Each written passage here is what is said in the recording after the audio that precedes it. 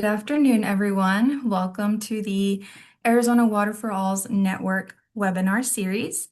As many of you know, the network's goal is to advance knowledge of regional water challenges by fostering new collaborations and connecting people with resources contributing to stronger and lasting water solutions for all communities in Arizona.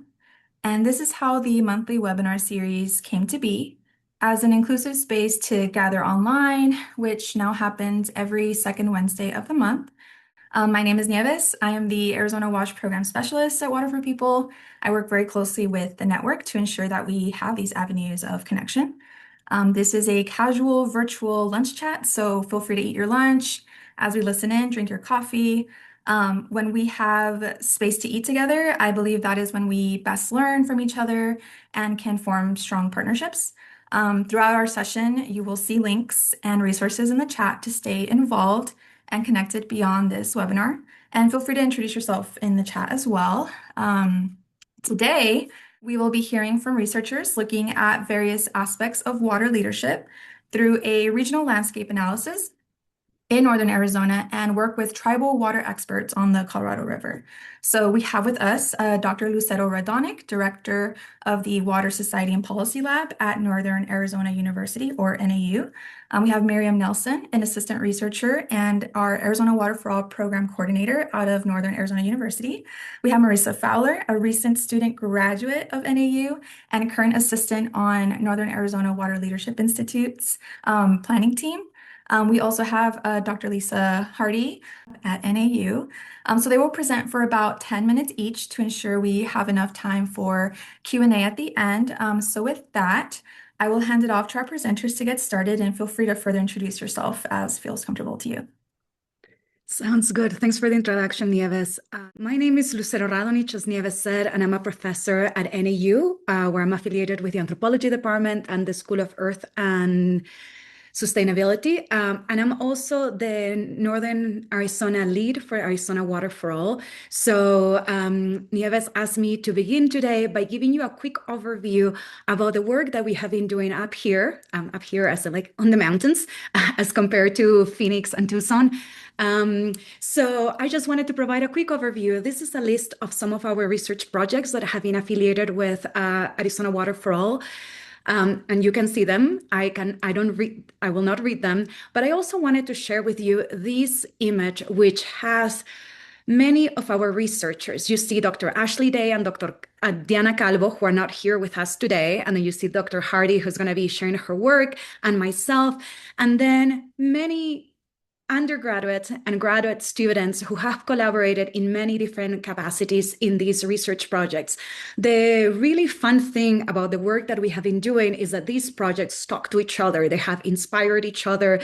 One project has grown from the other, and we have had students like Mariessa, who's also going to be speaking to you today, who has participated in several of these projects, bringing like her expertise from one area to another one. So our team is highly interdisciplinary. And what you see here, it's only our NAU affiliated team, but because I didn't have time to make another slide, and I only have like 2 minutes, but I also want to acknowledge that each of these projects is done in collaboration with different government organizations or community partners at the city, county, and tribal levels that allow us to do this work. So we really appreciate the fact that the work that we're doing is collaborative within our own institution and beyond.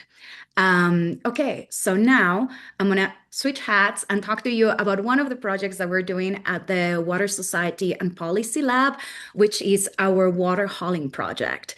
So the title of my very short presentation today is Water Hauling in Unincorporated Coconino County. And I want to acknowledge my two co-presenters who are not here, but who helped design this presentation, Gracie Green and Carlos Pino, who just finished their undergraduate degrees at NAU, and also my collaborators in this research project, Miriam Nelson, Elena Gentleholm, and Taylor Cook. So why study water hauling? Water hauling is For as common as it is very understudied. The existing studies that we have focus extensively in communities along the US-Mexico border, in colonias, or on residents of indigenous nations on tribal lands. However, what we know is that a lot of people in the rural United States rely on water hauling for water provisioning.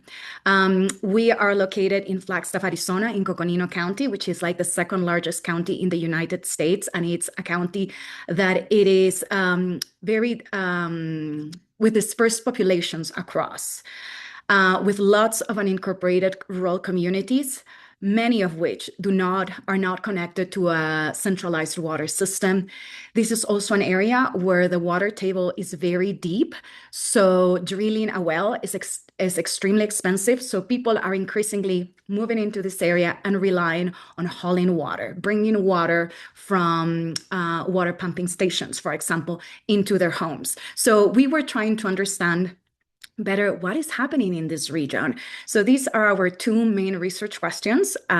What are the experiences of residential water haulers in non-tribal areas of Coconino County? So as you can tell, it's a very exploratory question. What are people doing? Why are they doing it? What are the burdens? What are the benefits, if any, that they are facing as they provide their homes with water? And then the second question, which is related to my larger research, is do these water haulers consider themselves water secure? How do they perceive their own household level water security? So today I'm going to focus primarily on the first question, even though what I say will resonate with the second research question.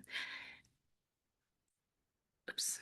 Okay, so how did we collect data? As I think I mentioned before, I'm an anthropologist, so we used a lot of qualitative data. We started with in-depth, semi-structured interviews with residents. We had a sample size of 26, and interviews covered reasons for residential selection. Why do you live here? Why did you move here? Water provisioning practices, what were the different strategies that people had in order to access water, and then detailed explanations of their water hauling process, be it that they went and hauled themselves or if they hired a third party to bring water into the home. And then a series of questions getting at experiences and perceptions of household level water insecurity.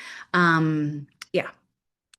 Then we complemented these with ethnographic observations where my team at NAU went to water hauling stations to observe. We were interested in observing the dynamics. How were people interacting with each other, if at all? How were people interacting with infrastructure there?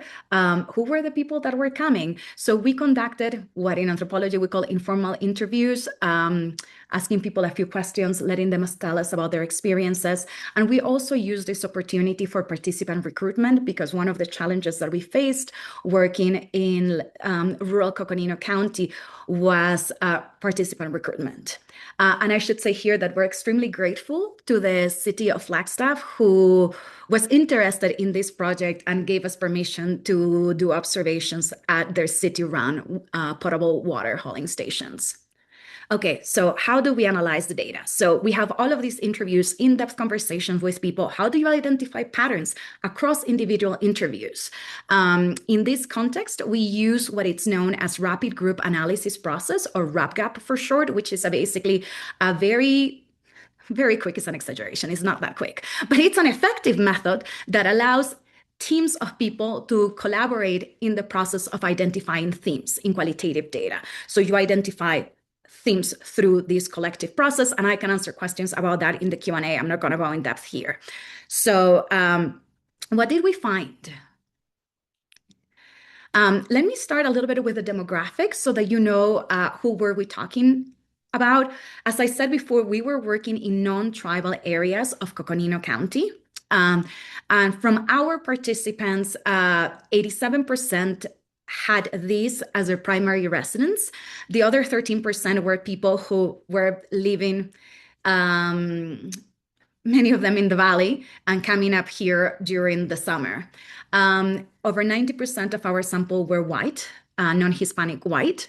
And then in terms of socioeconomics, We found very early, as we were piloting this project, that people don't feel comfortable telling you what's their income. So we created a subjective category for reporting, where we asked people essentially, are you struggling? Are you comfortable, or are you very comfortable? We actually had all of these categories that you see in the table.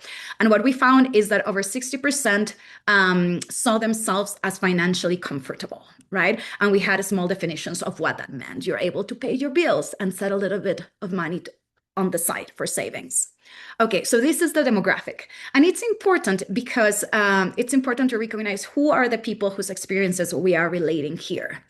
So one of our main things is that water hauling was seen as a chore. A chore is not inherently negative or inherently positive. It's just something that you have to do in order to keep your household going. And it requires three main things. It requires knowledge acquisition. Hauling water is not that easy. So you need to know how to keep your system running, how to keep your system clean, where to go, how to plan around the weather. So knowledge acquisition, people talked about there is a learning curve to water hauling, especially for those who previously lived in areas where they had a centralized water system. They had to learn how to haul water.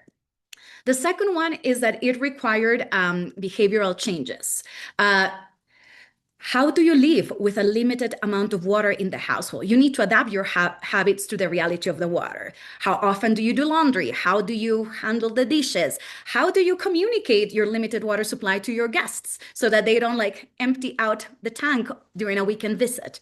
And then finally, was temporal and financial input. It takes time and it takes money, especially upfront, to set up a system to be able to provide your household with water. So again, water hauling requires time and money, especially upfront. Okay, so this is our general picture of living on a water hauling area. We also found that people saw burdens and benefits. Burdens, we were not that surprised because all of the scholarship on water insecurity and water hauling talks about those burdens. So these are some of the burdens that we identified. Temporal burdens, the amount of time that it takes, having a limited water supply, as I explained before, the financial burden, the investment that you need to have in order to have the infrastructure, and then the logistical burdens. There is a lot of moving pieces that you need to be able to maneuver in order to ensure that yourself and your family have water consistently. And that is a cognitive burden for many people. So this resonates with what we know about the literature. What was really interesting for this very specific demographic was this idea of perceived benefits. People were talking about some positive aspects of relying on water hauling, which we did not see coming, to be honest. One was financial savings. If you consider that you're not paying all of the service fees that I pay here in Flagstaff, people talked about financial savings overall, even with the cost of gas, for example, even though today, who knows, with increasing cost of gas. Self-sufficiency, there was a lot of emphasis on being self-sufficient. You are dependent on no other than yourself, which resonates with the ethos of many of these rural areas of the United States. And it's connected, which that's another element for discussion, with a lack of trust on formal governmental institutions, which we also documented. But also choice location. People talked about how for the same amount of money that it would cost, or even less than it would cost to buy a house in, for example, Flagstaff, which is our larger city here, you could buy a much larger home with much more beautiful views, much more connection to nature over there. And then finally, conservation. People really highlighted having developed a conservation ethos. So these are some of our findings. We are still ongoing on this project, so you can take this as preliminary findings. But I just want to highlight a couple of takeaway messages. I'm not going to read that. So some takeaway points, and I'll end. People hold water for many different reasons, right? We cannot just generalize. It's always good to be reminded of that. The other part is that water hauling stations and commercial water haulers are acting as water utilities for off-the-grid residents. However, they are very loosely regulated. Finally, water hauling is not necessarily connected to water insecurity. So this really breaks this connection that, or this assumption that we have. And then finally, different people have different concerns and they require different solutions. So as we are starting to think about how do we address water insecurity or how do we maintain water security, we really need to understand the different demographics in all of these pockets of urban and rural United States. Thank you so much. Thank you, Lucero. Mhm. That was so informative. Thank you so much. Who do we have next? Miriam? Yeah, that sounds great. Hello, everybody. I am Miriam. I'm the program coordinator for Arizona Water for All. I'm presenting today on behalf of my co-authors, Lucero Radonic, Alina Gentilhome, and Carol Jordao. Our paper today draws on two large initiatives that we are involved in. One, a research project led by Dr. Radonic out of NAU, and secondly, a program development initiative co-led by our collaborators at the Environmental Defense Fund and our Arizona Water for All team at both NAU and ASU. So let's see. Okay, so jumping into just a little bit of background first. At the global scale, water security is a challenge of high importance. Although from 2015 to 2024, the number of people who had access to safely managed drinking water increased from 60 to 74% of the global population, it has become very clear that water security cannot be addressed solely through technical fixes and rather requires the engagement of all water users and management sectors to help ensure equitable access to water. In particular, water security requires different models of leadership to address the unique challenges faced by specific regions. Our work focuses on the Colorado Plateau of Northern Arizona, a region with diverse contexts and growing uncertainty surrounding future climate scenarios, existing knowledge gaps, and complex policy frameworks that are increasing the complexity of water management. So to direct your attention to the question at the bottom, for these reasons, we pose the following question to a diverse set of practitioners from different generations, different cultural backgrounds, and representing a range of water-related sectors in the Colorado Plateau of Northern Arizona. So now a little bit of geographic context. So I just want to zoom into the Colorado Plateau. This is a highly diverse area geographically and culturally. There are 11 federally recognized tribes in the Colorado River Basin, nearly 1 million people in the Four Corners area, and is generally characterized as highly rural with few urban communities. So across the region, in particular in northern Arizona, most people are dependent upon groundwater as their primary source of water. However, drinking water access is not very well documented. What we do know is that within the region, over 30% of Navajo Nation does not have access to safely managed piped drinking water. Rather, tribal and non-tribal rural households who do not have access to water on their lands must purchase and haul water from improved water sources, most often private and or municipally operated hauling stations.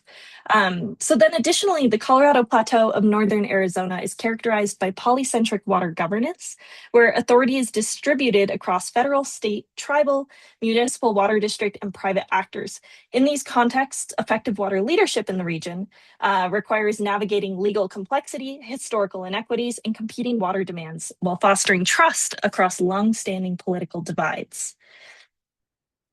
So just to touch upon the literature, it is clear that adaptive collaborative governance is widely seen as necessary through working through complex environmental problems. In environmental and water governance, leadership rather than hierarchical authority is shown as the capacity to enable collective action, learning, and coordination across sectors and scales. Leadership literature highlights many of the competencies required for leaders to act in adaptive, flexible, and collaborative manners, which are key in effective collaborative governance. Additionally, as greater recognition is drawn to the importance of leadership in water stewardship, several US-based programs have emerged to build sector-specific capacity and help foster leaders who can effectively work in these collaborative settings. However, current gaps in the literature exist in detailing how these skills are understood, practiced, and prioritized within a specific multi-jurisdictional and multicultural water governance system. Our work aims to address these gaps through grounding the broad theoretical competencies within the lived realities of a complex socio-ecological system where water needs and priorities are diverse and often contested. So to address this, our team has been engaged in a range of projects over the last year. These include conducting a regional landscape analysis of water security and water leadership, contributing to a multi-institutional working group to develop a Water Leadership Institute for Northern Arizona, and then also facilitating advisory board meetings comprised of 12 Northern Arizona water experts to inform the development of the Water Leadership Institute. So first, over the last year, we conducted semi-structured interviews with water experts on their perspectives of water security and water leadership across the Colorado Plateau of Northern Arizona.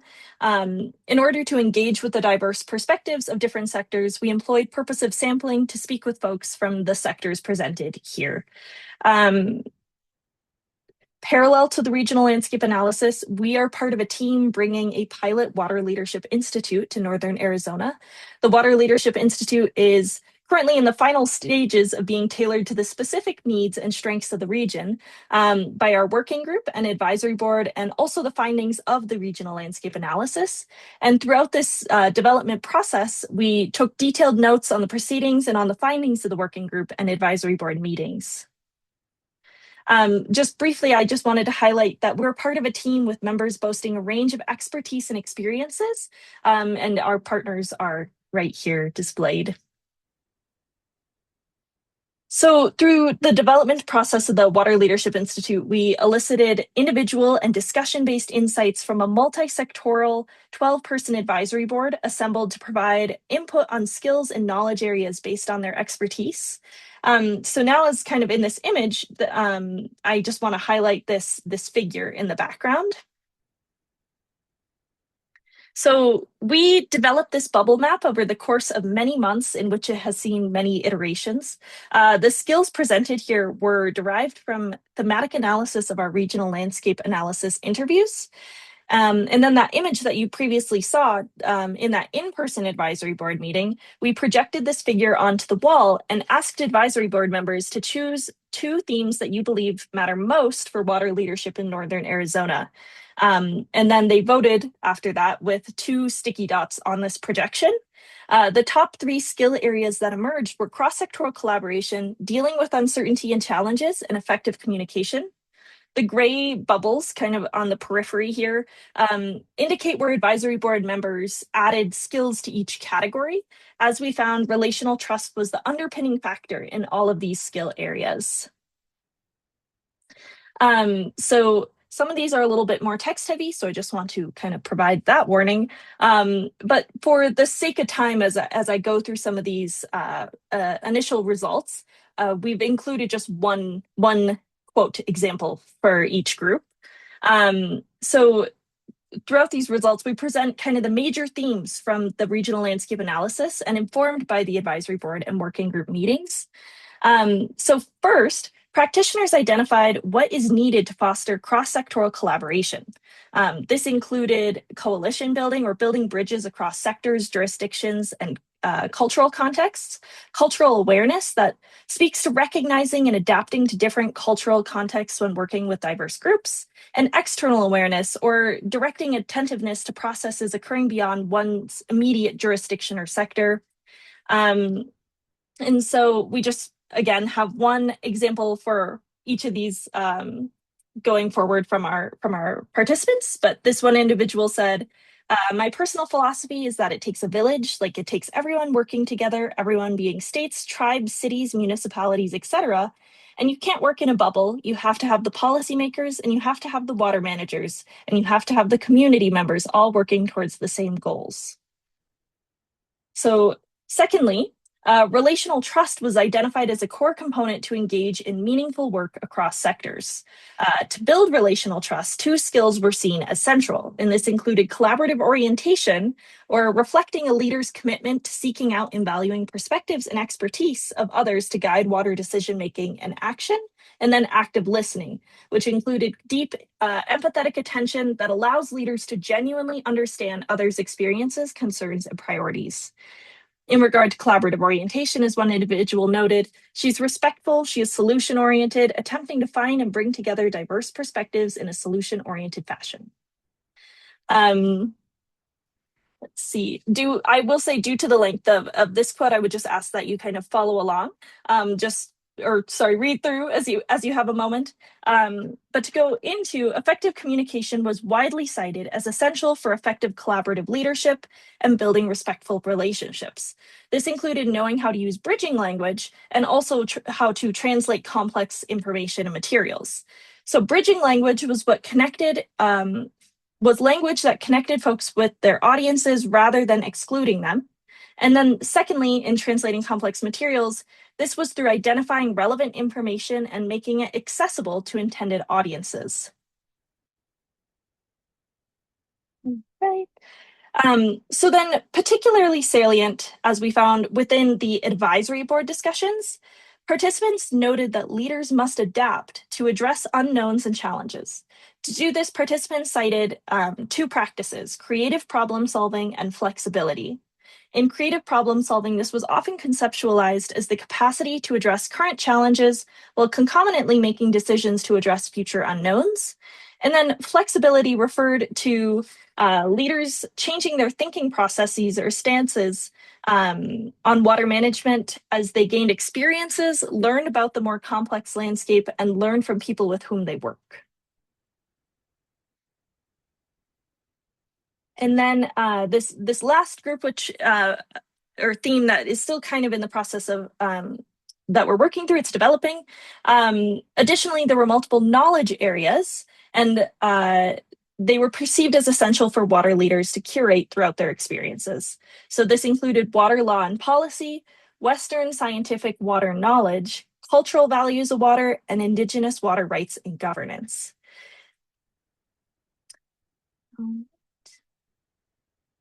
And lastly, just wanted to highlight that excitingly, all of this is going into the collaboratively developed Water Leadership Institute that I've kind of drawn upon throughout this talk today. This program is going to run in the early summer. Our first session is May 30th. And it's designed for early career and mid-career water experts and advocates to help foster emerging leaders in the water sector. All right, that is all. Thank you. And just our acknowledgements to our working group members, our advisory board members, and to all who have participated in the regional landscape analysis. That was awesome. I'll hand it to whoever's next. Dr. Hardy? Mariessa? Okay, hello everyone. All of the projects related to what Arizona Water for All is doing are fabulous. This is a little piece, and I'm really happy to be able to be part of this little piece. We are calling this Mindful Circles, weaving tribal perspectives into water and land management on the Colorado River. I am Lisa Hardy, professor of anthropology and founding director of what's now called the Story Lab at NAU.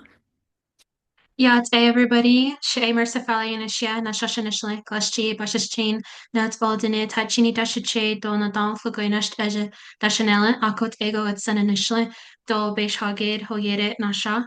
Hi everybody, my name is Mariessa Fowler. I come from a small community on the Navajo reservation called Coppermine.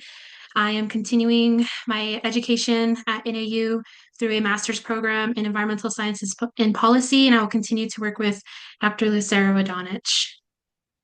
Yes, and we are presenting this on behalf of the larger group, including the leadership, as you now know, by Lucero Radonic, professor of anthropology and lead of the WaSP lab that we heard from before. And I want to say again, professor of anthropology. Congrats.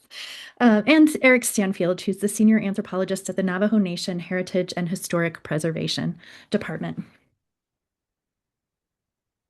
Okay, so imagine a group of people, many of whom are tribal water leaders, anxiously packing up all their supplies and listening to the guide's instructions, because for the next 10 days, as they prepare to launch from Lee's Ferry, they are going to embark on an incredible journey. And this was the case for a river trip last summer, which I had the opportunity to attend.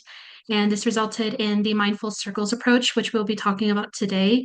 And actually, another one will be taking place this summer as part of the Navajo Nation's Heritage and Historic Preservation Department's annual river monitoring trip. Today, we'll share the process that we implemented on this river trip as a form of arts-based inquiry in motion along the banks of the Colorado River. This project, we believe, can add to the conversation of water leadership and underscore the needs of the integration of tribes in water decision-making and leadership. All of the images that you see in this slideshow come from the artists who participated in the activity that we're going to explain. The photograph on the first slide, Mariessa took with a disposable camera, and we have permission from all of the artists to share. So each slide has pictures from the actual activity. Yeah, and before we begin, I would like to cover how challenges over time have created the frameworks we have now that govern the Colorado River below the Glen Canyon Dam.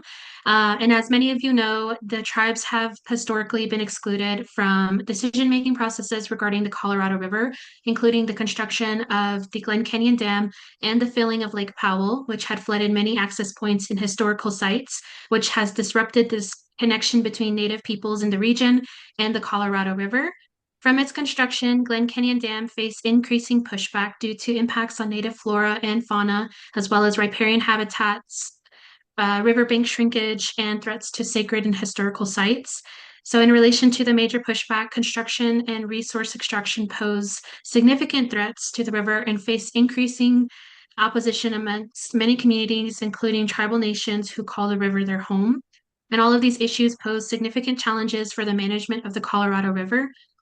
And here I'll talk about the Glen Canyon Adaptive Management Program. So, in order to address these challenges, different secretaries of the Interior worked with entities like the Bureau of Reclamation, the United States Geological Survey, and the public on an array of different policy frameworks, science monitoring, and collaborative efforts. Together with agencies, scientists, tribal nations, and NGOs, these secretaries issue federal policies on the management of the Colorado River below the Glen Canyon Dam.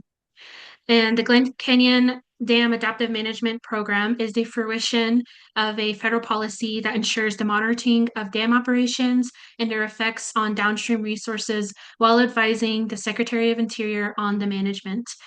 And serving on the board of GC DAMP, tribes have the space to influence governance frameworks and identify areas that need protection through annual river monitoring trips and other actions. And as part of Eric Stanfield's role at the Navajo Nation's Heritage and Historic Preservation Department, he serves on the advisory board of GC DAMP and organizes the annual river trip for the Navajo Nation. And this art was also done by me down on the river. So why arts-based inquiry on the river? This idea for this part of the project grew out of a collaborative relationships that came from one aspect of the Arizona Water for All project. The four of us met prior to the monitoring river trip and thought about how we might imagine opportunities for making the most of this time. For any of you who have ever been on a river trip or something similar, you probably know how powerful and transformative these trips can be. You spend days together in this outside environment without phones and the trappings of everyday life. Everyone must work together to move boats successfully, find their way through rapids, deal with intense experiences of hitting rocks, and even, as this group was, being launched into the air. Everyone makes meals and eats together, manages cleaning up and chores, and participates in shared moments of awe as the boats move through rich and beautiful landscapes surrounded by wildlife and stories of past and present. People build relationships quickly through these experiences. For some, the stories are about the moments together and about family, cultural, and regional meaning that connect the river and skies to waterways everywhere. As we talked about the annual trip, we developed the idea of including two strategies for achieving the necessary goals of river monitoring. The first included the use of journals that each person would carry for their own notes and observations of what they saw and their thoughts along the way. Everyone carried these with them on the river, making notes and even pressing plants into the pages and using them in really creative ways. The second would be what we're talking about, the mindful circles activity. This included training and facilitation techniques and the development of strategies on recording detailed field notes. We set about planning something not knowing if it would actually work on the river, but wanted to try. In the plan, Mariessa and Eric would bring art supplies along in waterproof boxes in hopes of leading several conversations in the evenings with prompts to ask people to think through and create imagery about the meaning of water and the river and their water leadership. They would inspire discussion and art and take notes on what they learned. And it worked. The discussion generated ideas and connection. People created these beautiful works of art that when they came back had sand and water on them. And you can kind of see in the pictures, it's watercolor paper, but they're kind of warped and feeling them and touching them and feeling that sand. I just think they're gorgeous and really a lovely way to engage people. And I think people who created the art also, and Mariessa can speak more to this if we have time at the end, but enjoyed it and felt proud of what they had created during that time.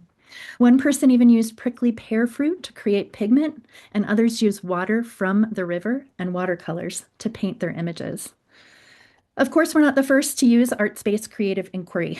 There's a rich literature on the use of creative activities in science, and specifically in environmental and even water-specific projects. Examples include water walks, collaging, and even interactive gaming and design. As Strand writes, Mia Strand and colleagues, creative methods like these can, quote, support more equitable and inclusive knowledge co-production across planning, watershed governance, biodiversity conservation, and river stewardship. And so we hope that this activity fits into what some of these other collaborative projects are doing.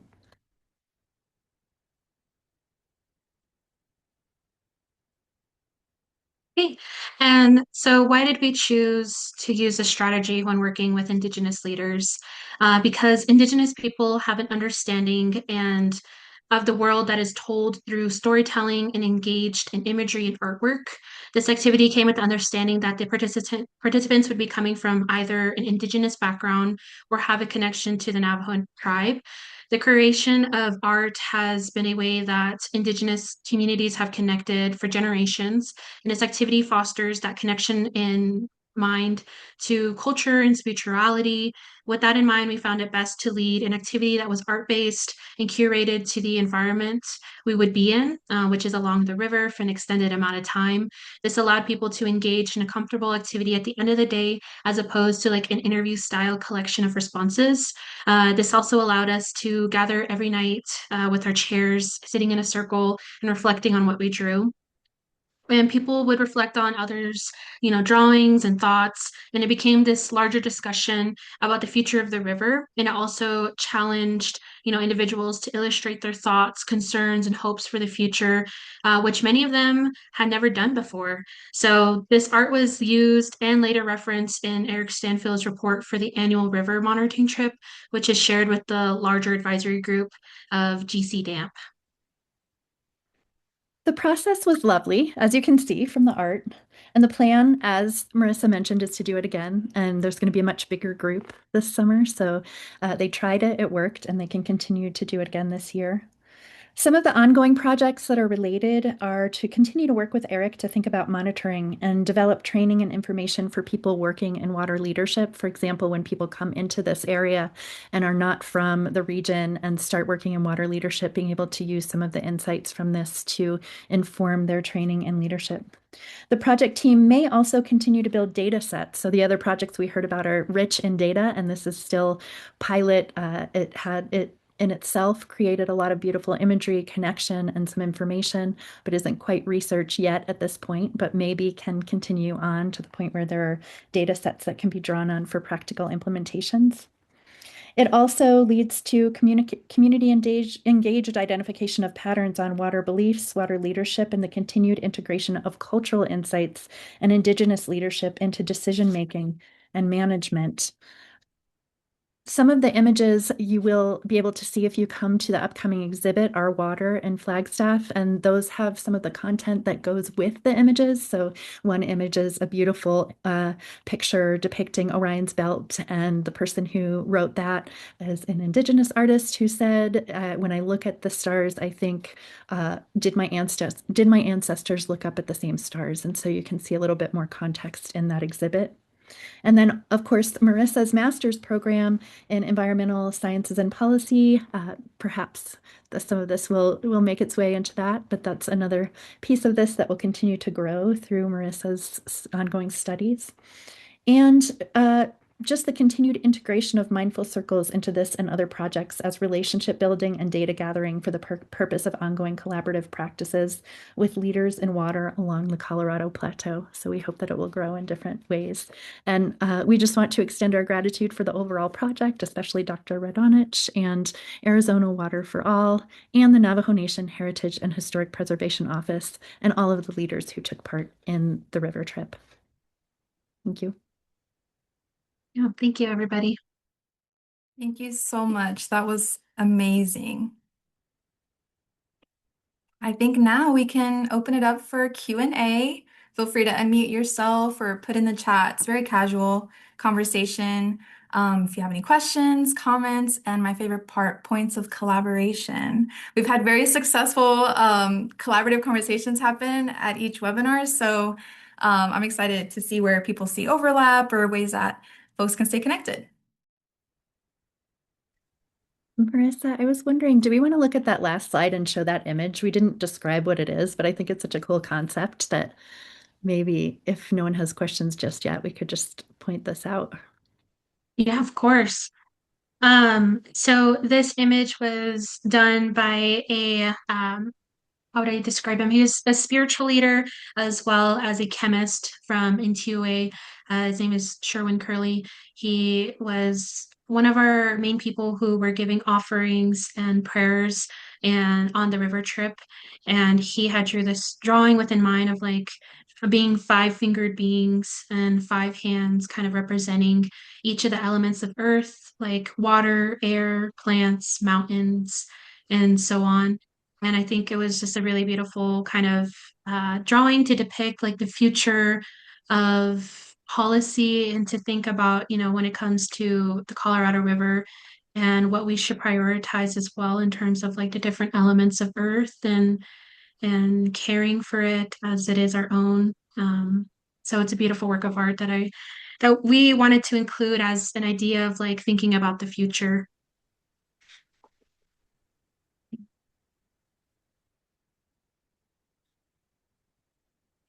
I'm going to read the chat for folks that don't have access to it. We had a question. Lucero, were any of the folks you interviewed also water deliverers? And the response was yes. We also have interview data with commercial water haulers, but we didn't present on that today. So reach out to her if you'd like to hear more about that data set. And I wanted to add to some, Mariessa and Lisa mentioned the water exhibit, which is an exhibit that was originally developed at ASU and we're bringing here at NAU with new content for Northern Arizona. So I tried to attach the invitation for our reception, which is on Friday, to the chat, and I couldn't, but I would love to extend an invitation. I know, Cara, you are at ITIP, so if you would like to join us, we would love for you to be there. Maybe people can put their addresses in the chat and I can send the invitation directly by email, given my technological incapacity to attach something. Thank you. Yes, thank you for reminding us, Lucero. And this is a great encouragement to subscribe to the newsletter because Lucero, I can also help you with that. Spread the word as well.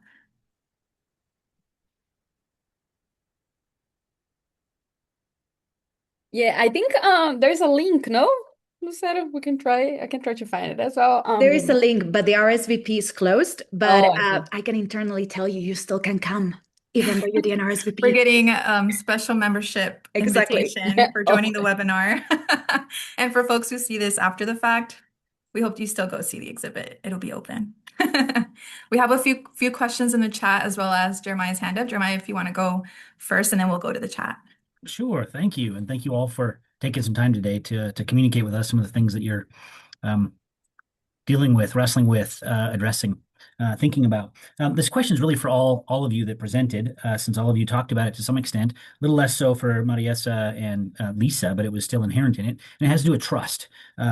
Lucero, you talked about trust in the neighborhoods or the communities that you were doing interviews and focus groups with, or a lack of it. And I was curious about what that looked like. From Miriam, you talked about trust really underpinning some of those skills that you talked about on the chart. They had those little bubbles that were right there. And so I was wondering where there is trust and where there's an absence of trust, thinking about Nieves, to what you're talking about, where there's opportunity for collaboration and for building some of those capacity. And then Mariessa and Lisa, what trust looks like as you all dealt with it on the river, thinking about water leadership. So where is the trust currently, and where's the absence of it, and where's the opportunity for bridging those gaps? Thank you.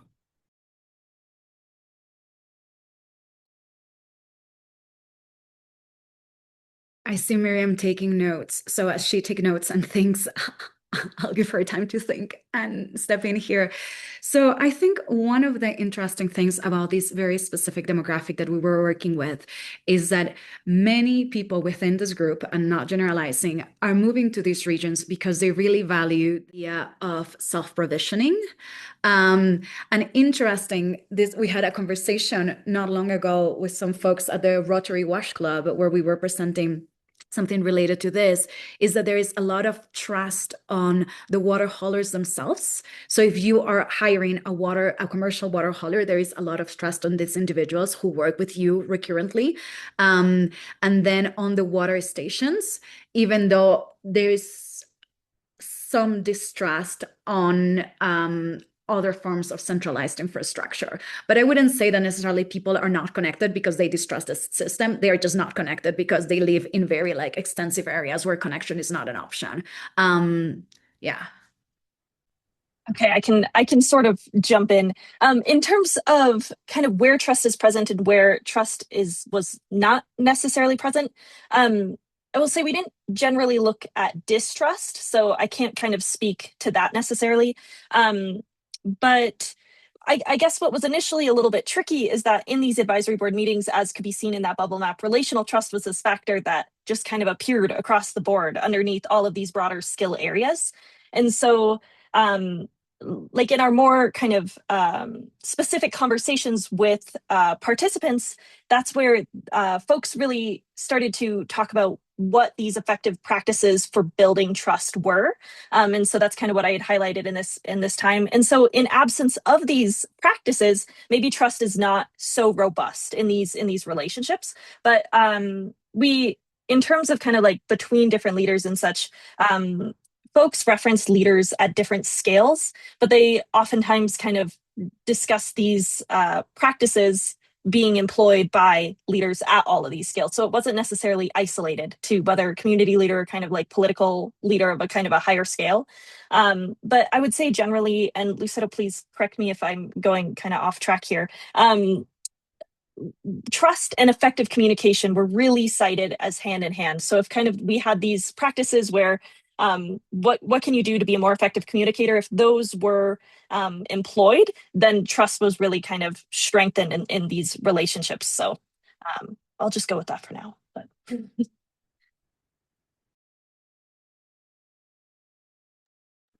Yeah, I mean, I think Lisa and I can talk about what the process was for building trust when we were kind of organizing the art-based research methodology. A lot of it personally on the river and kind of explaining these activities to people was being very transparent in what the activities were and what was the purpose of them, and just being very transparent about the fact that they weren't going to be like used for an art competition or anything. It was very much just like your own thoughts, your own kind of work and understanding of concerns, problems, or hopes for the future, and also practicing a lot of active listening and just listening to the people on the river, listening to what they had to say about the activity and kind of adjusting from there, and being very attentive as well to the needs of the participants. And I think in other practices and other works of mine is also just like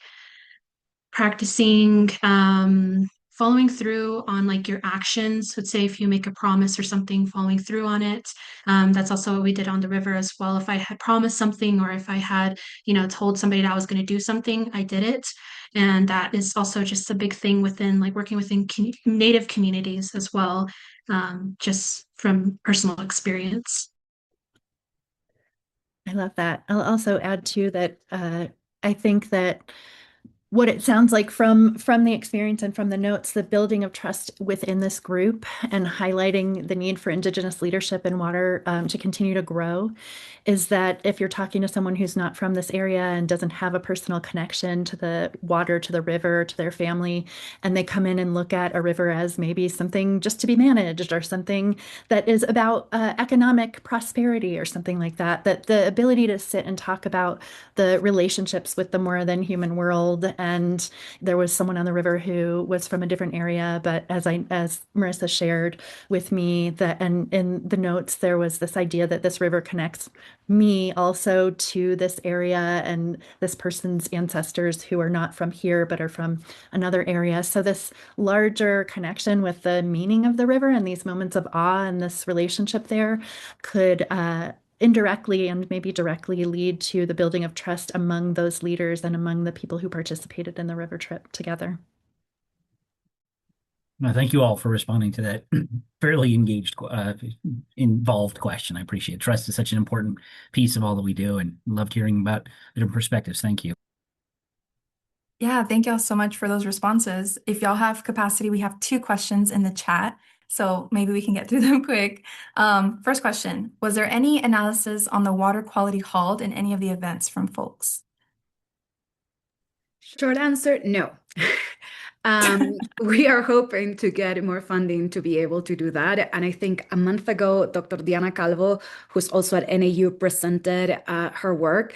Yes. And with her, Mariessa and I and her team collaborating on analysis of water quality analysis of water hauled by water haulers on the Navajo Nation. And we're hoping that we can expand that sample size to water haulers in unincorporated areas that are non-tribal lands so that we can see how the type of infrastructure and the source influence quality as well as the management practices. You should all connect because I know some folks here are really expert on water quality testing. Daniel. So y'all should connect. Next question. Great presentations. To all the presenters, how do you envision your work changing as the Colorado River faces the effects of climate change and the current presidential administration's desire to expand extractive industries in the Southwest? I can imagine this having severe impacts on Indigenous and rural communities in your service areas. And they said mining, data centers, etc. Can I jump in really quick here? Because my answer is not going to be as data focused and as policy and structural focused as the others. I'll just say that I've been thinking a lot about arts-based methods and the ability to be creative. And I think it's a time when there are heartbreaking, terrible things happening all around us. And we know that they're just going to continue to get worse. And so just our little project feels like something that's important to build hopeful connection and relationships. And that doesn't take away all of those horrible challenges. But to me lately, it's felt like an important place to create hope and to create creativity and connection. Yes, things are changing as they have been changing, right? Always. I think that to quote some of the amazing folks that we have been collaborating with in the Water Leadership Institute Advisory Board, and also the many people that participated in our interviews, one of the core themes was how do we deal with uncertainty, right? And how uncertainty is not new, but maybe the intensity and the types of uncertainties that we are facing feel more extreme. So I think practitioners themselves are already figuring out how do we deal with that uncertainty, the new data centers, the ever ongoing negotiations over the Colorado River. The fact that we don't regulate groundwater in northern Arizona, and we're trying to figure out how to create new legislation in order to create new forms of regulations. All of that uncertainty, I think practitioners are considering how do we deal with that? And to me, the really exciting thing as a researcher who works in this sphere is that what I keep on hearing is like we really need to learn how to collaborate. And I think it goes back to Jeremiah's question. In order to collaborate, you need to trust. How can we as researchers better understand trust building in order to be able to collaborate across these very distinct differences that we have in an area where we have such different interests moving forward? I don't think I answered your question, but there were just some thoughts in terms of all of these changes and what I'm learning from the people that we have collaborated with. A very brief note to hop on kind of what Lucero was mentioning. I think there is a good chance that perspectives of leadership will change going into the future. But throughout all of our interviews, there was a very strong emphasis on engaging and empowering youth and fostering the skills to work with this kind of uncertainty and working through these times going into the future. And so kind of empowering and helping these younger generations develop the skills that they need to work through uncertainty is going to be something that's of increasing importance regionally and just kind of everywhere going into the future. So I think I'll just make like a brief note, just like being an advocate. Um, and I mean, I do this outside of my work in this sphere as being an advocate for all issues pertaining to the Northern Arizona. I've done a lot of consultancy and advising for some groups in Page about like the effects of water rights and water, you know, the future of water within Northern Arizona when it comes to a data center. Um, so it's being an advocate and also being well informed and educating others in a respectful manner, and also yeah, I mean, just being an advocate is what probably how if you're feeling a bit like uncertain of the future and feel like you can't do anything to improve the situations, it's being well informed and educating others and doing other works that are fulfilling as well. Well, thank you all. I'm holding y'all a bit over, but I do want to extend my gratitude to all our presenters, all of our participants who showed up to listen in and have lunch with us. Check out the Northern Arizona water exhibit. We'll make sure that that information is available to you. And any resources that the presenters would like to share with me, I'll make sure that gets to our network and our members as well. So thank you all so much for coming. I'm really glad that we have this space so we can know what everyone's doing, so we can connect and collaborate as all of your research has shown trust and collaboration. So this is hopefully one way that we can build that sort of bond and trust with each other. So thank you all so much for your time. I appreciate it. Thank you, everyone.